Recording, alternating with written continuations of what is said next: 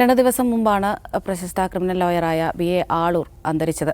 വാർത്ത കണ്ടിട്ടുണ്ടാവുമെന്ന് പ്രതീക്ഷിക്കുന്നു. അപ്പോൾ അദ്ദേഹത്തിൻ്റെ ചരമവാർത്തയ്ക്ക് താഴെ ഓൺലൈൻ സൈറ്റുകളായിക്കോട്ടെ, സോഷ്യൽ മീഡിയകളായിക്കോട്ടെ, വലിയ തരത്തിൽ വെറുപ്പുളവാക്കുന്ന തരത്തിലുള്ള കമൻസാണ് നമുക്ക് കാണാൻ കഴിയുന്നത്. മൊത്തത്തിൽ നോക്കുകയാണെങ്കിൽ തന്നെ അദ്ദേഹം മരിച്ചത് നന്നായി എന്നുള്ള തരത്തിലുള്ള കമൻസാണ് നമുക്ക് മിക്ക പോസ്റ്റുകളുടെയും താഴെ കാണാൻ കഴിയുന്നത്. തീർച്ചയായും അദ്ദേഹം അപ്പിയർ ചെയ്തിട്ടുള്ള കേസുകളൊക്കെ വെച്ചിട്ടായിരിക്കാം നമ്മുടെയൊക്കെ മനസ്സിൽ അങ്ങനെയുള്ളൊരു ചിന്ത ഉണ്ടായിരിക്കുന്നത് എന്ന് ഊഹിക്കാൻ കഴിയാവുന്നതാണ്. പക്ഷേ അപ്പോഴും അങ്ങനെ ചെയ്യാമോ എന്നുള്ളൊരു ചോദ്യമാണ് നിലനിൽക്കുന്നത്. ജിംസ് ഈ പറഞ്ഞതുപോലെ എനിക്ക് നിങ്ങളെ ഇഷ്ടമല്ല, അല്ലെങ്കിൽ എനിക്കൊരാളെ ഇഷ്ടമല്ല, ആ മനുഷ്യനെ നിങ്ങൾ സഹായിച്ചു, അതുകൊണ്ട് നിങ്ങൾ ചത്തോട്ടെ എന്നുള്ള ഒരു മെൻറ്റാലിറ്റി ഉണ്ടല്ലോ, അതല്ലേ നമുക്കിവിടെ കാണാൻ കഴിയുന്നത്. ഈ BA ആളൂരിൻ്റെ മരണത്തെ തുടർന്ന് സോഷ്യൽ മീഡിയയിലുണ്ടായിട്ടുള്ള ഒരുതരം ഔട്ട്റീച്ച്, ഒരു ആഹ്ലാദം, അതൊന്നും അയാളുള്ള വ്യക്തിവിരോധത്തിൻ്റെ പേരിലാണെന്ന് എനിക്ക് തോന്നുന്നില്ല. അതൊരു ഒരു പൊതുസമൂഹ ആൾക്കൂട്ട മനസ്സാണ്. ഈ ആൾക്കൂട്ട മനസ്സാക്ഷിയുടെ ഒരു പ്രശ്നം, ആൾക്കൂട്ടം എപ്പോഴും പ്രശ്നമാണ്. ആൾക്കൂട്ട മനസ്സാക്ഷിയുടെ ഒരു പ്രശ്നം എന്ന് വെച്ചാൽ ആൾക്കൂട്ടം തീരുമാനിക്കുകയാണ് ഒരു തെറ്റുകാരനാണെന്ന് തീരുമാനിച്ചു കഴിഞ്ഞാൽ കോടതിയും അയാളെ തെറ്റുകാരനാണെന്ന് വിധിക്കണം. അതാണ് അതിൻ്റെ ഒരു പബ്ലിക് സെൻറ്റിമെൻറ്റിൻ്റെ ഒരു പ്രശ്നം. അപ്പോൾ നമ്മുടെ രാജ്യം ഒരു ഭരണഘടന നിലനിൽക്കുന്ന ഒരു രാജ്യമാണ്. ഈ ഭരണഘടന നിയമവാഴ്ചയും ഫെയർ ട്രയലും ഉറപ്പുവരുന്നുണ്ട്. ഫെയർ ട്രയൽ എന്ന് പറഞ്ഞാൽ നിഷ്പക്ഷവും നീതിയുക്തമായ വിചാരണയാണ്. ഈ നിഷ്പക്ഷവും നീതിയുക്തമായ വിചാരണ എന്ന് പറഞ്ഞാൽ ജനക്കൂട്ടം അല്ലെങ്കിൽ പൊതുസമൂഹം ഇയാൾ കുറ്റക്കാരനാണെന്ന് പറഞ്ഞു കഴിഞ്ഞാൽ വിചാരണയൊന്നും വേണ്ട, അവനെ ഞങ്ങൾ തൂക്കി കൊന്നേക്കാം എന്ന് കോടതി തീരുമാനിക്കുന്ന പരിപാടിയല്ല. അതിന് തെളിവുകൾ വേണം. തെളിവുകളുടെ അടിസ്ഥാനത്തിൽ അയാൾ കുറ്റം ചെയ്തെന്ന് തെളിയിക്കണം. അയാളുടെ ഭാഗം വാദിക്കാൻ ഒരു അഭിഭാഷകൻ ഉണ്ടാവണം. അപ്പോൾ നമുക്ക് നോക്കുക, ഏത് കുറ്റകൃത്യം, എത്ര ഹീനമായ കുറ്റകൃത്യം ചെയ്ത ആളാണെങ്കിലും അയാൾക്ക് വേണ്ടി ചിലപ്പോൾ ഒരു വക്കീലും ഹാജരാവാൻ തയ്യാറാവില്ല. ഇപ്പോൾ ഒരു ഉദാഹരണം പറഞ്ഞാൽ ജിഷ വധക്കേസിൽ നമുക്കറിയാം അത് ആരാണ് ചെയ്തതെന്ന് അതിൻ്റെ അന്വേഷണത്തിൻ്റെ തുടക്കത്തിൽ ഒരു ക്ലൂ ഉണ്ടായിരുന്നില്ല. അമൃതയ്ക്ക് ഓർമ്മയുണ്ടാവും, ആ സമയത്ത് അന്വേഷണ സംഘം, അന്ന് ഉമ്മൻചാണ്ടി സർക്കാരിൻ്റെ അവസാന കാലമാണ്, അന്വേഷണ സംഘം 2 ചെരുപ്പുകൾ കെട്ടിത്തൂക്കിയിട്ടിട്ട് കാത്തിരിക്കുകയാണ്. അതായത് 2 ചെരുപ്പിങ്ങനെ കെട്ടിത്തൂക്കിയിട്ടേക്കാണ്. ആ ചെരുപ്പിൻ്റെ ഉടമയെ കണ്ടെത്തിയാൽ ആളെ പിടിക്കാമെന്നുള്ളതാണ്. എങ്ങനെയാണ് 2 ചെരുപ്പ് കിട്ടിക്കഴിഞ്ഞാൽ അതിൻ്റെ ഉടമയെ കിട്ടിയാൽ അയാൾ കുറ്റവാളിയാവുന്നത് എങ്ങനെയാണ്? അങ്ങനെ ആവില്ലല്ലോ. അത് ചെരുപ്പ് മാത്രമാണ്. ആ ചെരുപ്പിൻ്റെ ഉടമ ആണ് കുറ്റം ചെയ്തത് എന്ന് തെളിയണമെങ്കിൽ ശാസ്ത്രീയമായ തെളിവുകൾ കണ്ടെത്തണം, സാഹചര്യ തെളിവുകൾ കണ്ടെത്തണം. അപ്പോൾ 2 ചെരുപ്പുകൾ എടുത്ത് വയ്ക്കുക, അത് പിടികൂടി ആളുടേതാണ് സ്ഥാപിക്കുക, അയാളെ കൊണ്ടുപോയി കോടതി കൊടുക്കുക, ഇതാണ് ഉണ്ടാവുക. അപ്പോൾ അത് കുറ്റം ചെയ്തു എന്ന് പോലീസ് എന്ന് പറഞ്ഞയാൾ അമീറുൽ ഇസ്ലാം എന്ന് പറയുന്ന ആൾ ഒരു അസം സ്വദേശിയാണ്, ഒരു അതിഥി തൊഴിലാളിയാണ്. സ്വാഭാവികമായും അത്രയും പബ്ലിക് ഔട്ട്റേജ് ഉണ്ടായിട്ടുള്ള ഒരു സംഭവത്തിൽ, ജിഷ വധക്കേസ് എന്ന് പറഞ്ഞാൽ വലിയ തോതിലുള്ള ഒരു പൊതുസമൂഹത്തിൻ്റെ ഭാഗത്ത് വലിയ തോതിലുള്ള പ്രതിഷേധം ഉണ്ടായ ഒരു സംഭവമാണ്, പ്രതിയെ പിടികൂടാത്തതിൽ. ആ സംഭവത്തിൽ സ്വാഭാവികമായും ഈ അമീറുൽ ഇസ്ലാമിന് വേണ്ടി ഹാജരാകാൻ അഭിഭാഷകർ തയ്യാറാവില്ല. എന്തിനാണ് അങ്ങനെ ഹാജരാകുന്നത്? ഒന്ന്, അമീറുൽ ഇസ്ലാമിന് ഒരു അഭിഭാഷകനെ കണ്ടെത്തി അയാളെ വക്കാലത്ത് ഏൽപ്പിക്കാനോ ഒന്നും സാധിക്കുന്ന ഒരു സിറ്റുവേഷൻ ആയിരിക്കില്ല. അയാൾക്ക് വേണ്ടി ഹാജരാകാനും തയ്യാറാവില്ല. അപ്പോൾ അങ്ങനെയുള്ള സാഹചര്യങ്ങളിൽ എന്താണ് ചെയ്യുക? അപ്പോൾ അതിനുവേണ്ടിയാണ് ലീഗൽ സർവീസ് സൊസൈറ്റികൾ പോലുള്ള സംവിധാനങ്ങൾ ജുഡീഷ്യൽ വകുപ്പ് ഏർപ്പാടാക്കിയിട്ടുള്ളത്. കോടതിയിൽ തന്നെ ഏർപ്പാടാക്കുന്നതാണ്. ആരും ഹാജരാവാനില്ലാത്ത പ്രതികൾക്ക് വേണ്ടി ഹാജരാകാൻ വേണ്ടി ഡിഫൻസ് ലോയേഴ്സിനെ സപ്ലൈ ചെയ്യണം അവർ ചെയ്യുക. അവർ എത്രമാത്രം ആത്മാർത്ഥതയോടെ പ്രതികൾക്ക് വേണ്ടി കേസ് വാദിക്കുമെന്നുള്ളത് നമുക്ക് ഊഹിക്കാൻ കഴിയും. അപ്പോൾ അത്തരമൊരു കേസിൽ ആദ്യമായി ഈ BA ആളൂർ എന്ന പേര് മലയാളികൾ കേൾക്കുന്നത് സൗമ്യ വധക്കേസിലാണ്. ട്രെയിനിൽ വെച്ച് അതിക്രൂരമായി പീഡിപ്പിക്കപ്പെട്ട് കൊല്ലപ്പെട്ട ആ പെൺകുട്ടിയുടെ കൊലയ്ക്ക് കാരണക്കാരനാണ് എന്ന് പോലീസ് കണ്ടെത്തിയ ഗോവിന്ദച്ചാമി എന്ന ആൾക്ക് വേണ്ടി അദ്ദേഹം ഹാജരാകുന്നു. അപ്പോൾ ഗോവിന്ദച്ചാമിക്ക് വേണ്ടി ഹാജരാവാനും വക്കീലോ, ഇതായിരുന്നു അന്നുണ്ടായിരുന്ന ഒരു റെസ്പോൺസ്. അന്ന് പറഞ്ഞാൽ ഇന്നത്തെ പോലെ സോഷ്യൽ മീഡിയ അത്ര വ്യാപകമല്ല. അന്ന് ഓർക്കുട്ടൊക്കെയാണ് പ്രധാനമായിട്ടും, ഫേസ്ബുക്ക് അതൊന്നും അത്ര വന്നിട്ടില്ല. ഗോവിന്ദച്ചാമിക്ക് വേണ്ടിയും ഒരു വക്കീലോ, ഇവൻ കുപ്രസിദ്ധി നേടി കേസ് പിടിക്കാനുള്ള നീക്കമായിരിക്കും. അന്നത്തെ പ്രതികരണം അങ്ങനെയാണ്, കുപ്രസിദ്ധനായി കേസ് പിടിക്കാനുള്ള നീക്കമായിരിക്കും. BA ആളൂർ അന്ന് അങ്ങനെ പ്രശസ്തനായ വക്കീലൊന്നും അഭിഭാഷകനല്ല. നമ്മൾ മനസ്സിലാക്കേണ്ട ഒരു കാര്യം, അഭിഭാഷക വൃത്തി, ഇപ്പം ഞാനൊരു അഭിഭാഷകനാണെങ്കിൽ ഞാൻ നല്ല വക്കീലാണ് എന്ന് പറഞ്ഞാൽ എനിക്ക് പരസ്യം ചെയ്യാൻ പറ്റില്ല. എന്നെ സമീപിക്കൂ, ഞാൻ കേസുകളിൽ നിന്ന് ഉരുത്തരാം എന്ന് പറഞ്ഞാൽ എനിക്ക് പരസ്യം കൊടുക്കാൻ പറ്റില്ല. അത് അതിൻ്റെ എത്തിക്സിനെതിരാണ്. അപ്പോൾ സ്വാഭാവികമായിട്ടും അഭിഭാഷകർ കൂടുതൽ കേസുകൾ തന്നിലേക്ക് വരാൻ വേണ്ടി എന്ത് ചെയ്യും? വളരെ പ്രമാദമായിട്ടുള്ള കേസുകളിൽ അപ്പിയർ ചെയ്യും. അപ്പോൾ ഈ കേസിലാരാണ് വക്കീൽ, അപ്പോൾ അതുവഴി കിട്ടുന്ന അദ്ദേഹത്തിന് ഒരു വിസിബിലിറ്റി ഉണ്ട്, മീഡിയ വിസിബിലിറ്റി ഉണ്ട്. അപ്പോൾ ആളുകൾ എന്ത് ചെയ്യും? അയാൾ കൊള്ളാം, ഈ കേസ് വാദിച്ച് ജയിച്ച ആളാണ്, അപ്പോൾ ഇയാളെ കണ്ടു കഴിഞ്ഞാൽ രക്ഷപ്പെടുത്തുമെന്ന് പറയും. അപ്പോൾ ഇതിനർത്ഥം ഒരു അഭിഭാഷകൻ എല്ലാ കാലത്തും എന്ത് ചെയ്യണം? നിരപരാധികൾക്ക് വേണ്ടി മാത്രം നിൽക്കുക, അല്ലെങ്കിൽ ഇരകൾക്ക് വേണ്ടി മാത്രമേ അഭിഭാഷകൻ വാദിക്കാവൂ എന്ന് പറയുന്നത് നമ്മുടെ നീതിന്യായ വ്യവസ്ഥയുടെ അടിസ്ഥാന തത്വങ്ങൾക്കെതിരാണ്. കുറ്റം ചെയ്തു എന്ന് ആരോപിക്കപ്പെടുന്ന ആൾക്ക് വേണ്ടി വാദിക്കാൻ അഭിഭാഷകരുണ്ട്. അവരുടെ പണി അതാണ്. അപ്പോൾ അവരെ അവരുടെ ജോലി ചെയ്യുന്നു എന്നതിൻ്റെ പേരിൽ അവരെ വെറുക്കുക എന്ന് പറഞ്ഞാൽ അതിന് പിന്നിൽ വലിയ തോതിലുള്ളൊരു ക്രിമിനൽ പൊതു മനഃശാസ്ത്രമുണ്ട്. ആ ക്രിമിനൽ പൊതു മനഃശാസ്ത്രം ഈ ബി എ ആളൂരിന് മരിക്കുമ്പോൾ അതിൽ കമൻ്റ് എഴുതി തീർക്കുക മാത്രമല്ല, ഇതിനു മുമ്പ് നമ്മൾ മറന്നു പോകാറില്ലാത്തൊരു പേരുണ്ട്. ഷാഹിദ് അസ്മി എന്ന് പറയുന്നൊരു വക്കീലുണ്ടായിരുന്നു. ഷാഹിദ് അസ്മി എന്ന് പറഞ്ഞാൽ മഹാരാഷ്ട്രയിലെ മുംബൈയിൽ ജീവിച്ച ഒരു ചെറുപ്പക്കാരനാണ്. മുംബൈ ഭീകരാക്രമണ കേസിൽ ധാരാളം നിരപരാധികളായ ചെറുപ്പക്കാരെ പിടിച്ചുകൊണ്ടുപോയി പോലീസ് അകത്തിട്ടു.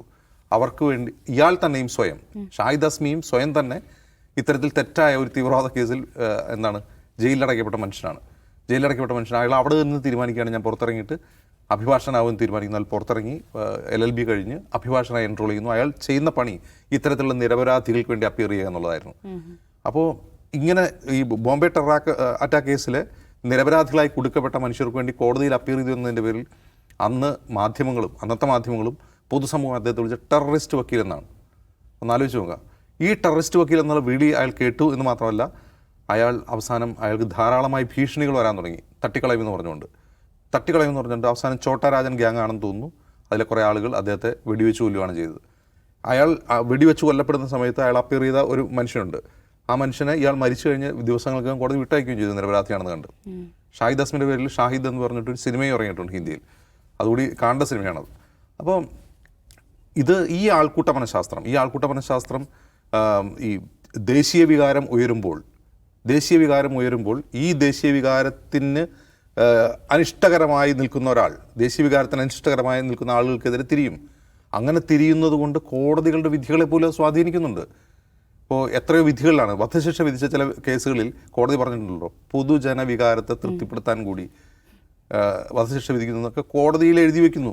അങ്ങനെ ഒരു രാജ്യമാണ് ഇന്ത്യ. അതായത് ഈ പറയുന്ന പബ്ലിക് സെൻറ്റിമെൻറ്റ്സ് കോടതി വിധിയെ പോലും സ്വാധീനിക്കുന്നു എന്നിരിക്കെ പ്രതികൾക്ക് വേണ്ടി ഹാജരാകുന്ന അഭിഭാഷകരെ തിരിയാതിരിക്കില്ലല്ലോ.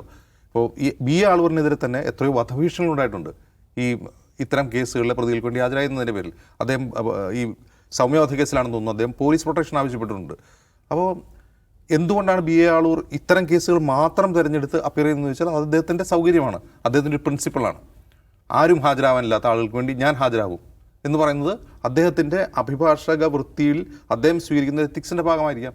ഇനി അതല്ല, എതിരാളികൾ ആരോപിക്കുന്നത് പോലെ അദ്ദേഹം കുപ്രസിദ്ധി നേടി കൂടുതൽ കേസ് പിടിക്കാനാണെങ്കിൽ, അങ്ങനെയാണെങ്കിൽ എന്താണ് പ്രശ്നം? അതിനെന്താണ് കുഴപ്പം? അതായത് വളരെ പ്രമാദമായ കേസുകളിൽ പ്രതികൾക്ക് വേണ്ടി ഹാജരാകുന്ന വഴി അദ്ദേഹത്തിന് കിട്ടുന്ന വിസിബിലിറ്റിയിലൂടെ അദ്ദേഹം കൂടുതൽ കേസ് പിടിച്ചു. അദ്ദേഹത്തിൻ്റെ ജോലിയാണ്, അദ്ദേഹത്തിന് പരസ്യം ചെയ്യാൻ പറ്റില്ല എന്ന് ഞാൻ മുമ്പ് പറഞ്ഞല്ലോ. അപ്പോൾ ഈ ആൾക്കൂട്ട മനഃശാസ്ത്രമാണ് അപകടം. ഈ ആൾക്കൂട്ട മനഃശാസ്ത്രം ഒരു ക്രിമിനൽ അഭിഭാഷകൻ മരിക്കുമ്പോൾ അയാളുടെ വാർത്തയുടെ അടിയിൽ വന്ന് അദ്ദേഹത്തെ ശപിക്കുന്ന അത്ര ചെറുതല്ല ഷാഹിദ് അസ്മിയെ പോലുള്ള ഒരു അഭിഭാഷകനെ കൊലപ്പെടുത്തുമ്പോൾ അതിൽ ആഹ്ലാദിക്കുന്ന, അല്ലെങ്കിൽ അയാളെ കൊല്ലണമെന്ന് മുറവിളി കൂട്ടുന്ന ആൾക്കൂട്ട മനഃശാസ്ത്രത്തോളം, അതിൻ്റെ തീവ്രദേശീയതയോളം വലിപ്പമുള്ള ഒന്നാണ്. വലിയ അപകടകരമാണ് ആ മനഃശാസ്ത്രം എന്നാണ് പറയുന്നത്. അപ്പോൾ ഈ പറഞ്ഞതുപോലെ പ്രമാദമായ പല കേസുകളിലൂടെയാണ് പി എ ആളൂർ നമുക്ക് പരിചിതമായി.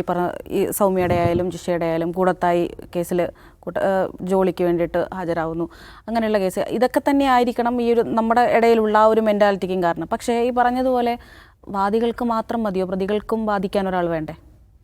തീർച്ചയായും അത് വേണമല്ലോ. കാരണം പ്രതികളുടെ വാദം കൂടി ഉണ്ടെങ്കിൽ മാത്രമേ ആ കേസ് മുന്നോട്ട് പോവുകയുള്ളൂ. കേസ് ഒരു വിധിയിലേക്ക് എത്തണമല്ലോ. അപ്പം ഈ രണ്ട് ഭാഗത്തും വാദം ഉണ്ടാകണം. അപ്പോൾ അങ്ങനെ നോക്കുമ്പോൾ ഒരു ജോലി എന്നുള്ള നിലക്കാണ് അദ്ദേഹം ഈ കേസുകളൊക്കെ ഏറ്റെടുത്തിരിക്കുന്നത്. അങ്ങനെ നോക്കുമ്പോൾ നമുക്കത് ഒരു തരത്തിലും കുറ്റം പറയാൻ പറ്റില്ല. ഇപ്പം ജിഷ കൊലക്കേസാണെങ്കിലും സൗമ്യ കൊലക്കേസാണെങ്കിലും ഈ പറയുന്ന ജോളിയുടെ കേസാണെങ്കിലും എല്ലായിടത്തും അദ്ദേഹം പ്രത്യക്ഷനാകുന്നു. അദ്ദേഹം മാധ്യമങ്ങളുടെ മുന്നിൽ വരുന്നു, മാധ്യമങ്ങൾക്ക് മുന്നിൽ നിന്ന് അദ്ദേഹം പ്രതികരിക്കുന്നു. പ്രതികളുടെ ഭാഗം സത്യമാണ് എന്ന് അദ്ദേഹം വാദിക്കുന്നു. ഇത്തരം കാര്യങ്ങളൊക്കെ അദ്ദേഹം ചെയ്യുന്നു. അപ്പം എന്തായാലും ഇപ്പം അദ്ദേഹത്തിനുള്ളൊരു അവകാശം ജോലിയെടുക്കുക എന്നുള്ള അവകാശമുണ്ട്. അതോടൊപ്പം തന്നെ ഈ പൊതുസമൂഹത്തിന് അദ്ദേഹത്തെ വിമർശിക്കാനുള്ള അവകാശമുണ്ട്. ആ വിമർശനം ഏതറ്റം വരെ പോകാൻ പറ്റും എന്നുള്ളത് മാത്രമാണ് ചോദ്യം. ഇപ്പം ഈ പറയുന്ന വധഭീഷണി അടക്കമുള്ള കാര്യങ്ങൾ ചെയ്യാനുള്ള അധികാരം നിയമം അനുവദിക്കുന്നില്ലല്ലോ. അപ്പം ഇദ്ദേഹം ഒരു പ്രതിക്ക് വേണ്ടി ഹാജരാകും. നമുക്കറിയാം, മഹാത്മാഗാന്ധി മരിച്ചപ്പോഴും ഇന്ദിരാഗാന്ധി കൊല്ലപ്പെട്ടപ്പോഴും രാജീവ് ഗാന്ധി കൊല്ലപ്പെട്ടപ്പോഴും ഒക്കെ പ്രതിഭാഗത്ത് വാദിക്കാൻ ആളുണ്ട്. അവരൊക്കെ പ്രതിഭാഗത്തിന് വേണ്ടി വാദിക്കുന്ന ആളുകളാണ്. അപ്പോൾ ഈ നിയമവ്യവസ്ഥയിൽ ഇത്തരം ഒരു ഭാഗം എന്തായാലും ഉണ്ട്. പക്ഷേ ഇതിലുള്ള പ്രശ്നം എന്താണെന്ന് വെച്ച് കഴിഞ്ഞാൽ, ഇദ്ദേഹം ഏറ്റെടുത്തത് നമ്മുടെ അറിവിൻ്റെ പരിമിതിയാണോ എന്നറിയില്ല, ഇദ്ദേഹം ഏറ്റെടുത്ത മിക്ക കേസുകളും ഇതുപോലുള്ള കേസുകളാണ്. സമൂഹ മനസ്സാക്ഷി പൂർണ്ണമായും ആ പ്രതിക്കെതിരായി നിൽക്കുന്ന സമയത്ത് അദ്ദേഹം അവിടെ അതിനൊഴുക്കിനെതിരെ നീന്തുന്ന ഒരാൾ എന്ന പോലെ അവിടെ പ്രത്യക്ഷപ്പെടുകയും ആ പ്രതിക്ക് വേണ്ടി വാദിക്കുകയും ചെയ്യുന്നത് സ്വാഭാവികമായും ഒരു ആൾക്കൂട്ട മനസ്സ് എന്ന് പറഞ്ഞ് നമുക്കതിനെ മാറ്റി നിർത്താൻ പറ്റില്ല. ആളുകളുടെ പ്രതികരണശേഷി അവിടെ അവർ ഉപയോഗിക്കും എന്നുള്ളതാണ്. അങ്ങനെയുള്ള ആ പ്രതികരണമാണ് ഇപ്പോൾ അദ്ദേഹത്തിൻ്റെ മരണത്തിൻ്റെ സമയത്ത് ഉണ്ടായിരിക്കുന്നത്. പക്ഷേ ഒരു മനുഷ്യൻ മരിച്ചു കഴിഞ്ഞാൽ അദ്ദേഹത്തെക്കുറിച്ച് നമുക്ക് വിമർശിക്കാം, പക്ഷേ മരിച്ചത് നന്നായി എന്നൊക്കെ പറയുന്നൊരവസ്ഥയിലേക്ക് കാര്യങ്ങൾ പോകാൻ പാടില്ല. അദ്ദേഹത്തിൻ്റെ ജോലിയാണ് എടുത്തത്. ആ ജോലി നിയമം അനുവദിക്കുന്ന ജോലിയാണ്. ആ ജോലി അദ്ദേഹം പൂർത്തീകരിക്കാൻ വേണ്ടി ശ്രമിച്ചിട്ടുണ്ട്. അദ്ദേഹം പക്ഷേ ഇതിന് പുറമെ ഈ വക്കീൽ എന്ന നിലക്ക് പ്രതിഭാഗത്തിന് വാദിച്ചു എന്നുള്ളത് മാറ്റി നിർത്തിക്കഴിഞ്ഞാൽ അദ്ദേഹം ജീവിതത്തിൽ മറ്റെന്തെങ്കിലും ഒരു ക്രിമിനൽ പ്രവൃത്തിയിൽ ഏർപ്പെട്ടതായി എവിടെയും ആർക്കും അറിയില്ല. അദ്ദേഹത്തിനെതിരെ കേസൊക്കെ ഉണ്ടായിട്ടുണ്ട്. ഏത് കേസ്? സ്ത്രീകളോട് മോശമായി പെരുമാറിയതും അതിലൊരു പോക്സോ കേസൊക്കെ അതിനിടയ്ക്ക് ഉണ്ടായിട്ടുണ്ട്. പക്ഷെ അതൊന്നും ഈ പറയുന്ന കാര്യത്തിന് ന്യായീകരണമാണെന്ന് എനിക്ക് തോന്നുന്നില്ല.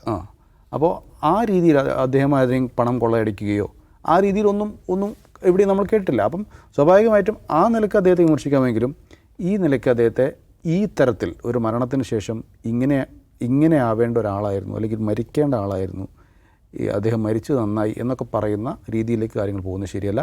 അദ്ദേഹത്തിൻ്റെ ജോലിയാണ് നിർവഹിച്ചത്. പിന്നെ ഈ അറ്റൻഷൻ സീക്കിങ്ങിന് വേണ്ടി അദ്ദേഹം ഇത്തരം കേസുകൾ എടുത്തതായിരിക്കാം. പക്ഷേ അദ്ദേഹം എപ്പോൾ കേസെടുക്കുമ്പോഴും ഈ കൊല്ലപ്പെട്ട സൗമ്യയെക്കുറിച്ചും ജിഷയെക്കുറിച്ചുമൊക്കെ മനസ്സിൽ ആലോചിച്ചിരുന്നു എന്നുള്ളൊരു ചോദ്യം മാത്രമേ എൻ്റെ മനസ്സിലുള്ളൂ.